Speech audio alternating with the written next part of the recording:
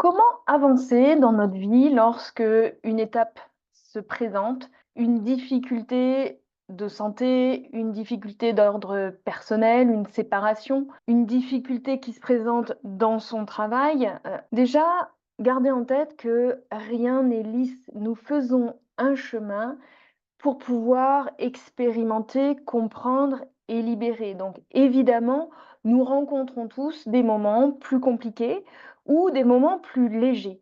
Mais du coup, comment gérer ces moments plus compliqués? Et c'est ce que je vais vous proposer au travers d'un outil que j'utilise moi et qui permet en fait d'utiliser ces étapes pour être dans une progression de ce que l'on vit et non pas une régression. J'entends parfois, oui, mais je revis quelque chose de dur, je n'avance pas.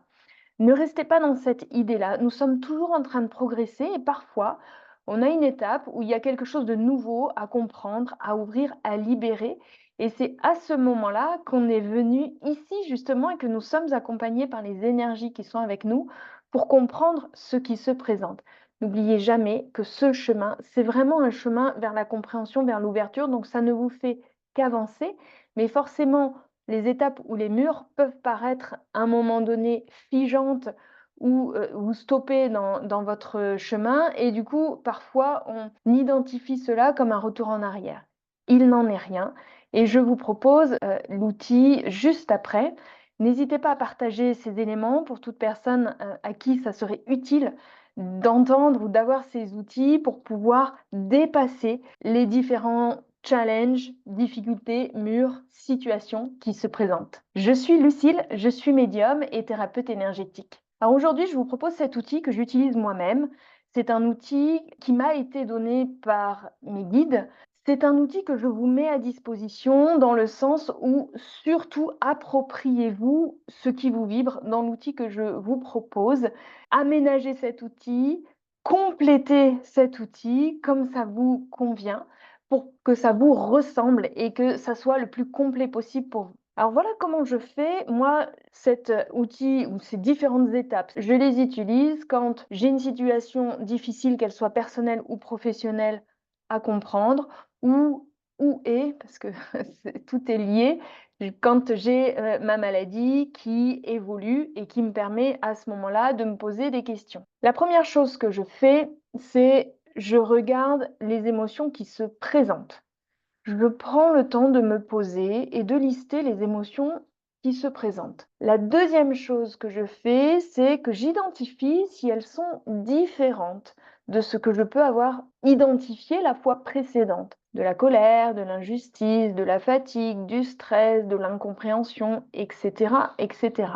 La troisième chose que je fais, c'est je me pose, je me prends un temps en alignement avec moi, en me posant la question de ce que cela veut dire. Et en général, vous verrez qu'on est capable d'identifier. Est-ce que ça veut dire que je ne suis pas au bon endroit, que je n'ai pas rencontré la bonne personne, que je suis trop stressée dans ce qu'il se passe, que je ne suis pas en phase avec un événement ou une situation qui s'est présentée? Posez les mots sur ce qu'il y a à comprendre des émotions que vous avez identifiées. La quatrième chose que je fais une fois que j'ai posé les mots sur le fait de comprendre d'où ça venait, je prends un temps pour prendre conscience de ce message.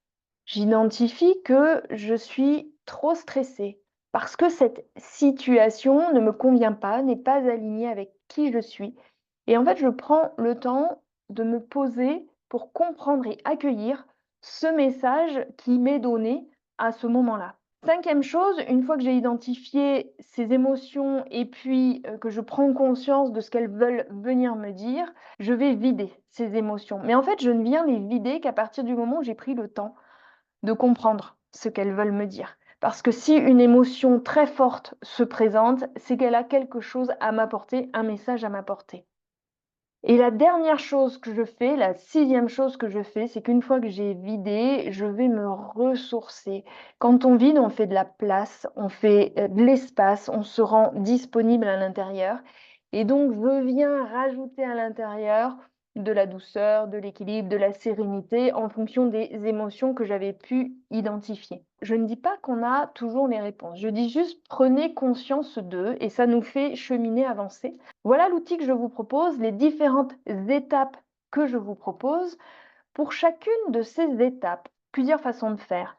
Déjà, pour l'étape 1, regardez les émotions qui se présentent. Pour ceux qui aiment écrire, vous écrivez tout ce qui vous vient. Tout ce qui vous vient dans votre tête quand vous vous posez sur la situation qui se présente. Donc, tous les mots qui se présentent et que vous traduisez en émotion. Traduisez bien tout ça en émotion.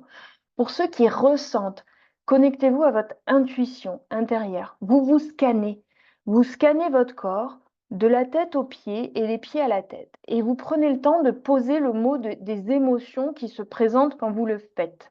Ça, c'est important que vous fassiez ces étapes-là au regard des ressentis que vous avez. Vous aimez écrire, vous écrivez, c'est comme ça que ça sort. Vous ressentez les émotions, vous vous scannez pour ressentir les émotions intérieurement.